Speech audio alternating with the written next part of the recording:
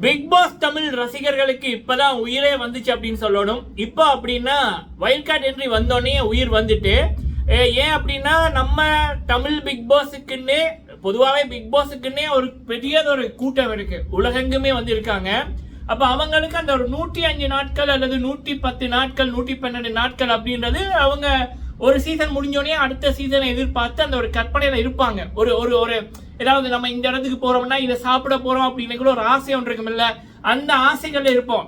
ஆனா இந்த சீசன்ல வந்து முதல் 4 வீக்கா ஆமா அந்த 4வது வீக் வரும் வரைக்குமே வந்து என்னடா இது என்ன போச்சா அப்படின்னு தான் இருந்துச்சு. ஏன்னா அப்படி இருந்துச்சு. முதல் வந்து அந்த 20 போட்டியாளர்களும் உதவாத ஒரு உதவாக்கரைகள் அப்படின்னா அந்த முதல் வந்து 20. ஸோ அப்படியே இருக்கக்குள்ள நம்ம தலையை கையை வச்சு கொண்டிருக்கக்குள்ள தான் வந்தாங்க wild card entry. Divya, Chandra, Prajith தரமான இதுவரைக்கும் தமிழ் பிக் பாஸ் காணாத வைல்ட் கார்டு என்ட்ரி பெஸ்ட்னா இவங்க தான். அதில் முக்கியமா திவ்யா அவர்கள் இப்போ டாக் ஆஃப் த டவுன். அவங்க தான் பட்டி தொட்டி எல்லாமே அவங்கள பற்றிய பேச்சு தான், அவங்களுடைய வீடியோக்கள் தான், அவங்களுடைய ஸ்டைலு. இப்போ ஒரு வீடியோ பார்த்த மக்களே, 2-3 சின்ன குழந்தைங்க திவ்யா அவர்களுடைய ஸ்டைல்ல அவங்களோட அப்பா அம்மா எடுத்து போட்டிருக்காங்க. ஒருத்தங்க வந்து பத்திரிகையில் இருக்கிறவரை அவருக்கு வந்து அந்த ரீல்ஸ் அப்படிங்கும் போல இருக்கு. அவங்க வந்து வெளிநாட்டில் இருக்காங்க.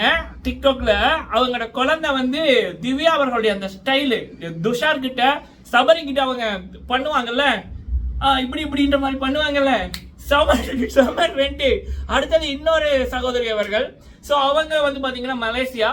ஸோ இப்போ அவங்களுடைய குழந்தை வந்து 12 வயசு குழந்தை வந்து அதே மாதிரி ட்ரெஸ் ரெட் கலர் இது கோட்டை பார்த்து போட்டுட்டு இப்படி பண்ணுது. ஸோ இது வந்து எனக்கு தெரிஞ்சு சீசன் 7க்கு அப்புறம் சீசன் 7ல அர்ச்சனா மேம் அவர்கள் வந்து சவுண்டக்குறை இப்படின்ற மாதிரி பண்ணுவாங்க. அதை நிறைய பேர் ரீல்ஸ் பண்ணாங்க. ஸோ இப்போ வந்து திவ்யா மேம் அவர்களுடைய இந்த விடயத்தை பண்றாங்க பாருங்க. இதான்டா பிக் பாஸ், இதுதான் நம்ம தமிழ் பிக் பாஸ். சரியா, நம்ம தமிழ் பிக் பாஸ் வந்து ஆரி அர்ஜுனன் அவர்கள், பாலாஜி முருகதாஸ் அவர்கள், பிபி அல்டிமேட்ல ரேங்கிங் டாஸ்க் எல்லாம் வரித்தனமா இருக்கும். அதுக்கப்புறம் big boss 6 Azeem Mohammed Azeem. So அந்த என்ன கெத்துமா என்ன கெத்து தட்டி விட்டுட்டு போய்கிட்டே இருப்பாரு. ஸோ அதே சீசன் வந்து ஜனனி குணசீலன் மேம் அவர்கள், கியூட்டுனா கியூட்டு அவங்க தான். ஸோ அடுத்தது சீசன் 7 பிரதீப் ஆண்டனி அவர்கள், அதே சீசன் டைட்டில் அடிச்ச விஜி அர்ச்சனா மேம் அவர்கள், சீசன் 8 முத்துக்குமரன் அவர்கள். யாருடாவே ஸோ தமிழை மறந்து போட்டு ஆங்கிலத்தை படிக்க போனவர்களை தமிழை படிக்க வச்சவர் முத்துக்குமரன். இதெல்லாமே பிக் பாஸ்ல நம்ம பார்த்த ஹீரோஸ். அப்ப இந்த சீசன் 9ல ஒண்ணுமே இல்லையா, முடிஞ்சா அவ்வளவுதானா அப்படின்னு கேட்கலாம். வந்தாங்க திவ்யா கணேஷ் அவர்கள், அவங்க கூட வந்தாங்க சந்திரா அவர்கள், பிரஜின் அவர்கள். நிம்மதியா இருந்துச்சுப்பா. 3 பேருமே சம்பவம் பண்ணுவாங்கன்றத நான் அப்பவே சொன்னேன். முக்கியமா நான் திவ்யா மேம் சொன்னேன். சரிங்களா, அவங்களோட பாடி லாங்குவேஜ், அவங்க பேசுற விதம், அவங்களோட கண் பார்வை, அவங்களோட கான்பிடன்ட் லெவல், அவங்களோட டிசிப்ளின் வேற level. She will rock and she is rocking. So இப்போ வந்து எனக்கு அவ்வளோ சந்தோஷம். இவ்வளவு தூரம் பேச காரணம் என்னன்னா, அவ்வளவு தூரம் எனக்கு பிக் பாஸை பிடிக்கும், நம்ம தமிழ் பிக் பாஸை பிடிக்கும். Vijay TV Tamil big boss தான் எனக்கு வந்து இப்போ ஒரு 4-5 தயாரிப்பாளர்களோட நாம வந்து பேசியிருக்கோம், சில நடிகர்களோட நம்ம பேசியிருக்கோம். அவங்களே என்னோட பேசணும்னு சொல்லியிருக்காங்க. அதுக்கு காரணம் எனக்கு அந்த ஐடென்டிட்டி கொடுத்தது விஜய் டிவி இந்த பிக் பாஸ் தமிழ். சரியா, ஸோ அப்போ அப்படி இருக்கக்குள்ள இந்த ஷோன்றது எனக்கு என்னோட ஷோ மாதிரி. அப்போ அந்த ஷோ ஹிட் ஆகணும், அந்த சீசன் வருத்தனமா போகணும்ன்றதை நான் எப்படி அந்த மேக்கர்ஸ் பார்த்தாங்களோ அதை விட அவளை நான் கவலையிலான் இருந்தேன். இந்த முதல் ஒரு 4 வாரம் இந்த வைல்ட் கார்டு என்ட்ரி வர முதல் ஆஃப்டர் திவ்யா அவரோட ப்ரோமோ பார்த்தோன்னே நமக்கு தோணிச்சு, உள்ளுணர சொல்லிச்சு, இந்த பொண்ணு ராக் பண்ணுவாங்க, அவங்களோட சேர்த்து இந்த சீசன் ராக்கிங் ஆகும்னு பண்ணி கொண்டிருக்காங்க. தரமா இருக்கு. ஓகே மக்கள், இந்த வீடியோல வந்து இன்னைக்கு ஷோ வந்து ஆக்சுவலா வைல்ட் கார்டு என்ட்ரிக்கு அப்புறம் லைவ் எல்லாம் பார்க்க ஆரம்பிச்சவங்க பல பேர். சரியா, அதுல நானும் ஒருத்தன்.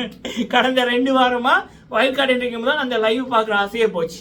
சரியா, எபிசோடு என்னோட ரிவ்யூ பார்த்தீங்கன்னாலே தெரியும். ஒரு ப்ரோமோ முடிஞ்சுட்டு நம்ம லைவ்ல வந்திருப்போம். பட் இப்பதான் திரும்ப கம்பேக் கொடுக்குறோம்.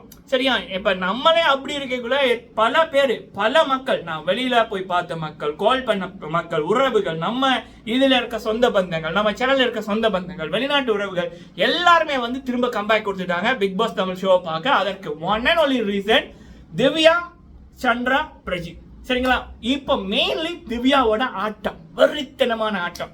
இதுதான் இந்த ஷோக்கு கிடைத்த மிகப்பெரிய வெற்றி. இந்த 3 பேர் தான் இப்ப இந்த இதுக்கு காரணம், முக்கியமா திவ்யா. சரியா, சோ ஓகே, அப்படி இருக்கக்குள்ள இந்த ஷோல இன்னைக்கு வந்து திவ்யா கணேஷ் அவர்களுடைய வெறித்தனமான ஆட்டம். திரும்ப வந்து பாத்தீங்கன்னா விஜய் அர்ச்சனா அவர்கள் அந்த புள்ளி கேங்க ஓட விட்டதை இப்போ இந்த சீசன்ல திவ்யா கணேசன் மேம் அவர்கள் புள்ளி கேங் 2.0 ஓட விட்டுருக்காங்க. மக்களே இந்த சீசன்ல ஆக்சுவலா திவ்யா, சந்திரா, பிரஜின் வெர்சஸ் ஒரு பக்கம் அன்பு கேங், இன்னொரு பக்கம் புள்ளி கேங். நல்லா இருக்குல்ல, வெறித்தனம். ஸோ அந்த அளவுக்கு நான் இப்போ இந்த சீசனை என்ஜாய் பண்றேன். ஸோ ஒரு பக்கம் திவ்யா அவர்களுடைய அந்த சம்பவம் சிறப்பு, இன்னொரு பக்கம் சந்திரா அவர்கள் அவங்களுடைய ஆட்டம் இப்பதான் ஆரம்பிச்சிருக்கு. விஜய் பார்வதிய ஊர்கிழவிய ஓட விடுறாங்க பாருங்க, துரத்துறாங்க பாருங்க, செம்மையா இருக்கு. அந்த ஸ்டைலு, நட, ஓக்கு, ஃபேஸ் லுக்கு மாதிரி இருக்கு.